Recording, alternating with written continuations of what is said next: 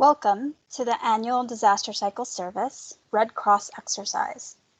This brief orientation will provide an overview of the exercise, present the scenario, and clarify the support you can expect through the course of the day.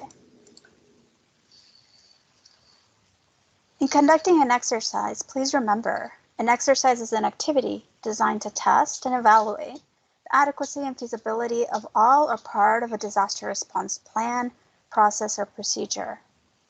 Exercises are an essential mechanism for ensuring that what we plan is understood and works. An exercise is not a training. It is a chance for us to practice our training, and is part of a capacity building continuous improvement cycle in which a plan that is drafted is then implemented. We train and equip our workforce to ensure that they have the ability to exercise that plan. We provide an opportunity to practice the plan, and finally ensure that evaluation and improvement is possible so that we continually strengthen the plan. We exercise for many reasons. We test and evaluate the plan's procedures and policies to ensure that it accurately reflects best practices and lessons learned and institutional knowledge integrated in writing.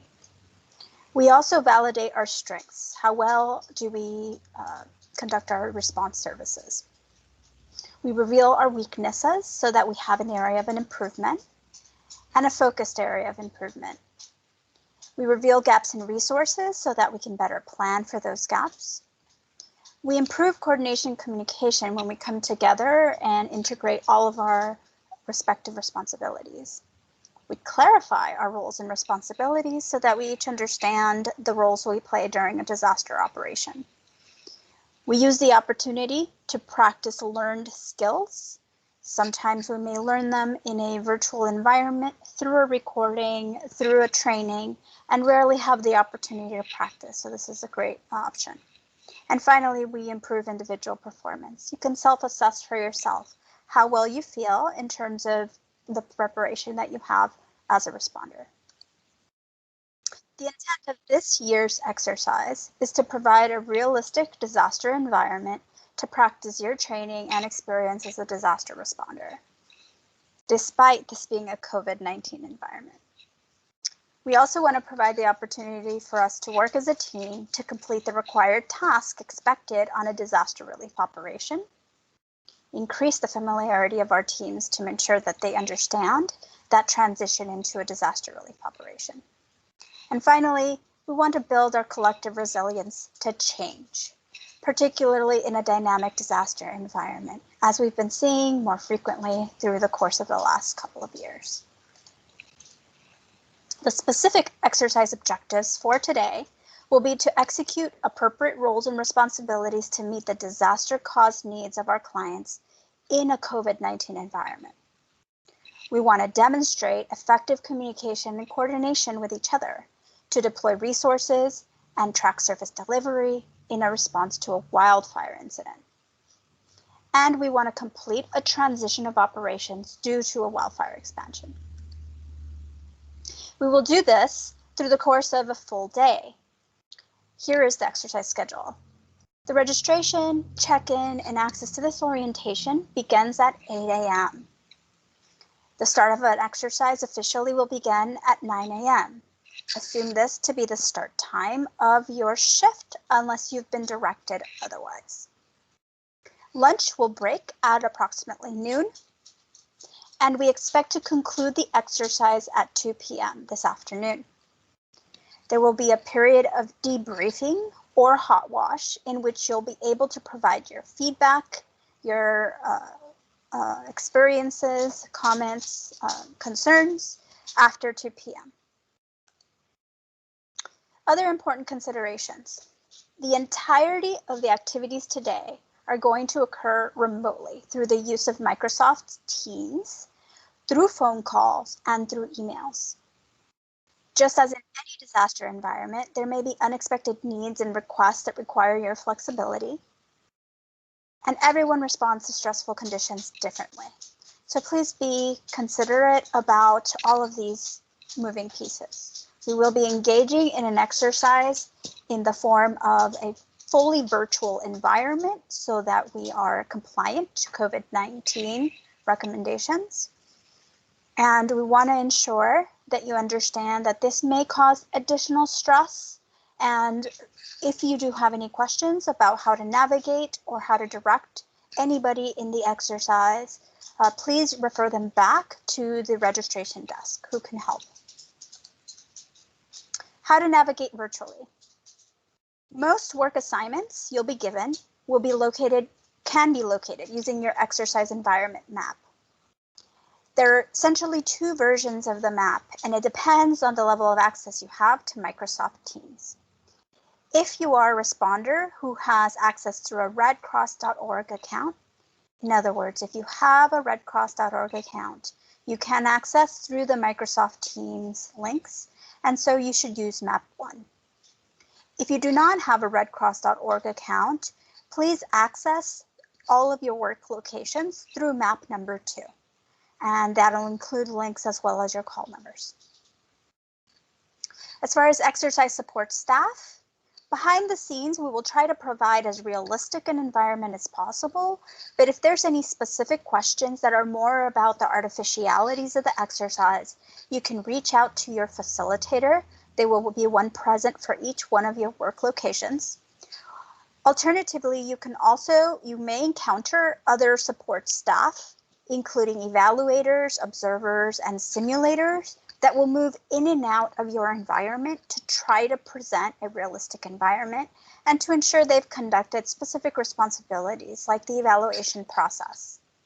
Note, the evaluators are not there to check to make sure your work is happening. They're mainly there to capture that key objectives are being met. Last but not least, as far as the disaster relief operation, as soon as the exercise begins, please behave as if this was a real environment. There may be a lot of artificialities, but please ensure that you're conducting the activities as you would expect to conduct them in a real incident. So, in the case of any work requiring, any questions requiring about your work or about your task that you should be conducting during a disaster relief operation, should be directed to your supervisor. Now let's talk about those assumptions. An exercise inherently has some artificialities. We have tried as much as possible, given the constraints of a virtual environment, to provide a plausible and realistic scenario for you to exercise and to validate the objectives. The exercise is conducted in a no-fault learning environment. So all of the capabilities, plans, and processes will be evaluated with as much transparency as possible. So a no-fault learning environment means that it is completely okay to not know what next step to take, and you have resources in place to help you get there. Just like in a real incident, if you encounter a problem, go to your supervisor. The exercise scenario is intended to be plausible, so please assume that they are, even at times it might feel a bit of a stretch, and please assume the events are occurring as they are given to you.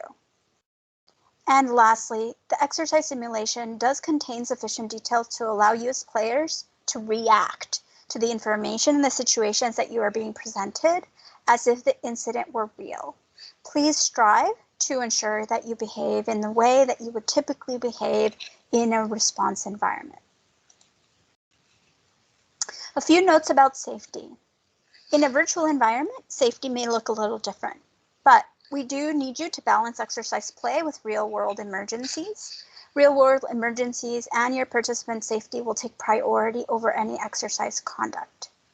In a real-world emergency, please notify your nearest facilitator and state this is a real-world emergency prior to communicating the emergency. Please cease exercise play immediately and comply with the staff instructions you're given. It is possible that the exercise may be interrupted by an actual need for a response. And in the event that an incident occurs, it would take precedence and exercise play may need to stop. So just be aware and flexible about that. Now let's talk about the exercise. Here is your scenario. on May 20th, the Los Angeles region received a request to support an active evacuation of approximately 4,870 residents from the communities around La Cañada, Flint Ridge, and La Crescenta. Some large animals were evacuated, and 2 small animal shelters have also been established.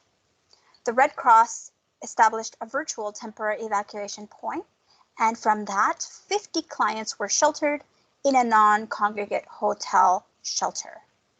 At the start of the exercise, there are 50 clients in a non-congregate hotel shelter. Yesterday evening, on May 21st, a copy of the Incident Action Plan was distributed that described the priorities for today. At the start of your shift, please report to your supervisor to begin your responsibilities for the day. The plan and your supervisor information is provided during your check-in, so be sure that you ask for that when you check in today.